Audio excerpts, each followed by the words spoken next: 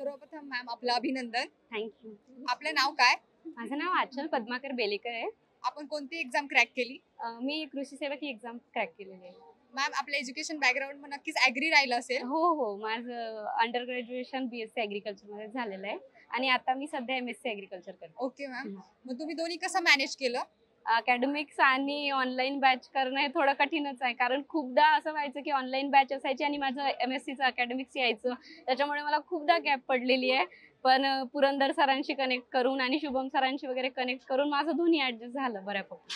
आणि ऑनलाईन बॅचचा फायदा होतो का? हो, ऑनलाईन बॅचचा नक्कीच फायदा होतो, कारण ऑफलाईन इथे येऊन करणं आणि सोबत अकॅडमिक्स करणं मलाही पॉसिबल नव्हतं आणि असे खूप स्टुडंट आहे ज्यांना अकॅडमिक्स आणि बँकिंग सोबत करणं पॉसिबल नसते, म्हणून ऑनलाईन बॅचचा नक्कीच खूप फायदा होतो सगळ्यांना. मॅम या सगळ्या प्रवासात एखादा म्हणजे वीक सब्जेक्ट असतो, तर त्याच्याबद्दल तुम्हाला काय वाटतं?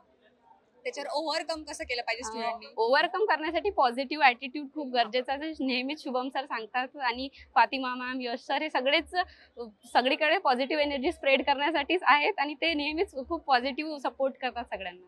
तुम्ही ग्रुप स्टडी केला की सेल्फ स्टडी? तसे तर मी सेल्फ स्टडीज केला आहे. मी एक प्रॉपर टाइम टेबल बनवायची स्वतःसाठी आणि आपण एखादा टाइम टेबल बनवल्यानंतर आपण त्यातल्या 100 पैकी 100 नाही, पण कमीत कमी 90 गोष्टी तरी बरोबर करू शकतो आणि त्या प्रकारे सेल्फ स्टडी चांगला होऊ शकतो आपला. ह्या प्रवासात असं कधी झालं की डिप्रेशन आलं, की प्रवास सोडावासा वाटला किंवा एक्झाम न द्यायची, असं काही झालं का? ऍक्च्युली माझा प्रवास खूप आताच सुरू झालेला आहे, अजून तर बँकिंग खूप दूर आहे.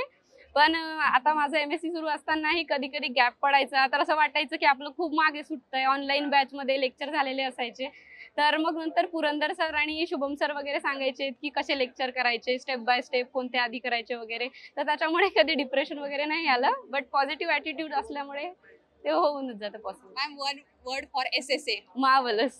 आणि SS is the second family for bankers. Okay, thank you ma'am. Thank you.